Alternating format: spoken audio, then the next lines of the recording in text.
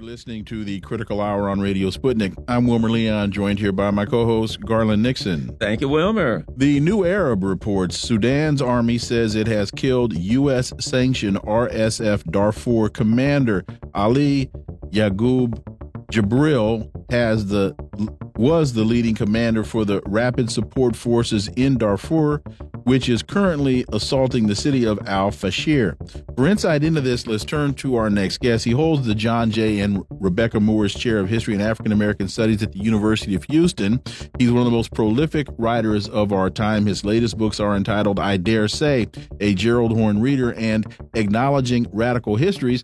And there's also a new book on the horizon, and it's entitled Armed Struggle, Panthers and Communists, Black Nationalists and Liberals in Southern California through the 60s and 70s. Dr. Gerald Horne. And when is the book due to hit the stores? Oh, it's out now at better bookstores everywhere. All right. Sudan. Well, that's why I couldn't find it, because I don't go to the better bookstores. That's I gotta change my location. Thank you, Dr. Horne. Sudan's army said Friday it had killed Ali Yagoub Jibril, a senior commander for the paramilitary Rapid Support Forces who was under U.S. sanctions during a battle in the besieged North Darfur city of Al-Fashir. The significance of this, Dr. Horne? Well, it's very significant, and it's very unfortunate. Unfortunate in the sense that this killing is only one amongst many deaths that have been racking Sudan, which before the secession of South Sudan, circa 2011, was the largest nation by territory on the continent of Africa, signifying its importance. I should also say that Sudan, in certain regions, is undergoing what either could be called pre-famine conditions or famine conditions, what could be called pre-genocide conditions as well. Now, the ostensible conflict involves that between the aforementioned Rapid Support Forces and the Sudanese military. That is to say that the RSF in many ways is analogous to the Navy SEALs. It's a specialized, hard-nosed branch. They've been fighting for months now, plunging the nation into a maelstrom of tragedy. But I should also say that it's having impact regionally, given its enormous size. It's having impact in neighboring Eastern Congo. It's having impact in neighboring Central African Republic. And also, like an Agatha Christie novel, there are many potential culprits when one wants to point the finger of accusation. Understandably, you began by suggesting the nefarious role of the United States of America. But it does not stop there. Like with many tragedies unfolding in Africa, you have to point the finger at many of the so-called Gulf Arab states, starting with the United Arab Emirates. You have to point the finger of accusation at Egypt. Recall that for decades, there was a kind of Anglo-Egyptian condominium that ruled Sudan up until independence in 1956. You have to point the finger of accusation at Israel. Recall that Israel was quite upset in 1967 when Sudan, in a different phase of its political evolution, joined the conflict against Israel during its conflict with Syria and Egypt in particular. And since that moment, Israel has been seeking to stir up trouble and difficulty in Sudan, culminating during the Trump years when Sudan was forced to pay a kind of reparations to alleged victims of terrorism that those plots said to have been cooked up on Sudanese territory. You should also point the finger of accusation, at least historically, at both Britain and Turkey.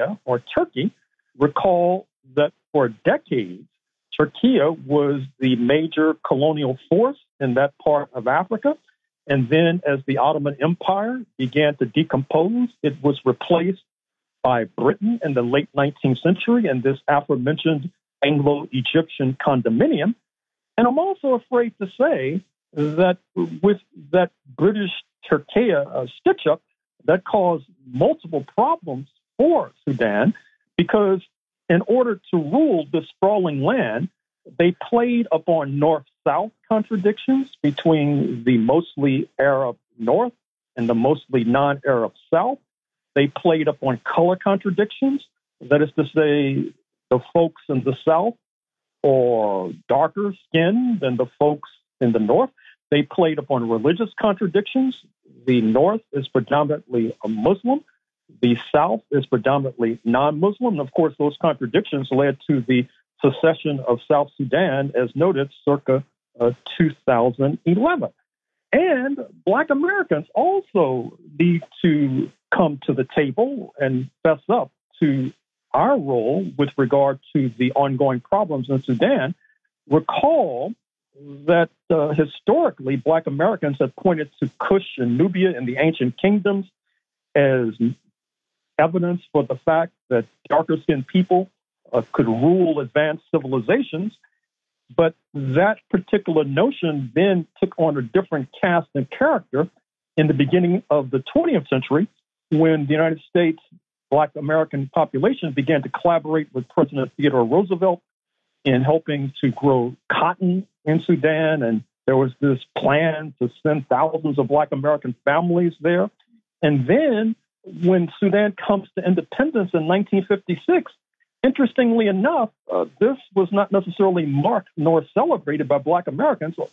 It's, even today, when you talk about the independence of Africa from colonialism, oftentimes pointed to is Ghana, 1957, more so than Sudan, 1956, which is an oversight that I think reveals something much deeper and profound, because what happened when particularly South Sudan began to secede from the North, you saw that it led to fissures and splits amongst Black Americans, with many Black American Muslims supporting the Khartoum-based regime, predominantly Arab and Muslim, and many Black American Christians supporting the secessionist impulses in the South. Needless to say, the George W. Bush regime, followed by Barack Obama, were supportive of the secession enterprise. One of the reasons why even today the leaders of South Sudan still wear these Texas-style cowboy hats.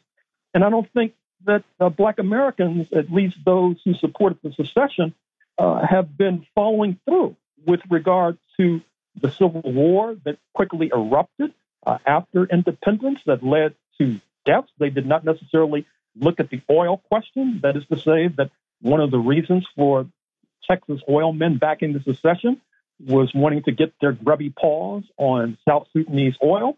And even today, as Sudan, the largest Sudan, is coming apart at the seams, you don't see the kind of interest that we did see during the time when the Bush and Obama regimes were interfering in the internal affairs of that sprawling nation. U.S. News and Report, Yemen's Houthis say they attacked 2 ships and an American destroyer. I was watching a YouTube show the other day, and there was a guy who was talking about his family back in Israel, and he mentioned the shelves are empty, and it's extremely hard to buy what you want, and blah, blah, blah. And I think these two things may be related, Dr. Horne. Well, certainly they are. And in fact, in order to understand the crisis in Israel, you not only have to understand the role of Hamas, the role of Palestinians, the role of Hezbollah in southern Lebanon, which at a stage of so-called low-intensity conflict, perhaps medium-intensity conflict with Israel as we speak. But you also have to understand the role of the Yemenis, who have been innovators in terms of modern warfare. In other words, although it does not have a sophisticated navy, to put it mildly, it's been able to slap a kind of blockade on Israel, particularly a ship seeking to traverse the Suez Canal to get to Israeli ports in Eilat and Haifa. This has contributed, as you noted, to this crisis in Israel. Unfortunately, the corporate media hasn't covered this, the fact that the high-tech sector in Israel, once touted, is decomposing.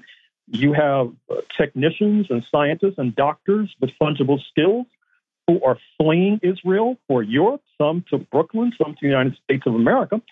And I think that you can't understand or begin to get a grip on this crisis in Israel, with the latest evidence being this so-called pause in Rafah that Mr. Netanyahu claims was engineered by soldiers on the ground, unbeknownst to him. Now, of course, the New York Times has questioned that narrative, but to the extent that that's accurate, it reflects the fact that in recent days, you've had the deaths of a number of Israeli soldiers. Israel, like many nations, is casualty averse. And this cannot be good news for Tel Aviv, just like the continuing steadfastness of the Yemenis is certainly not good news for Israel. And I strongly suggest that folks just take a look at a map and see the Red Sea, see the Arabian Sea, and that's an incredible amount of control of waterways, very important waterways, that the United States has been doing an awful lot to try to defend. That means the Houthis are gaining traction. Dr. Gerald Horne, as always, thank you so much.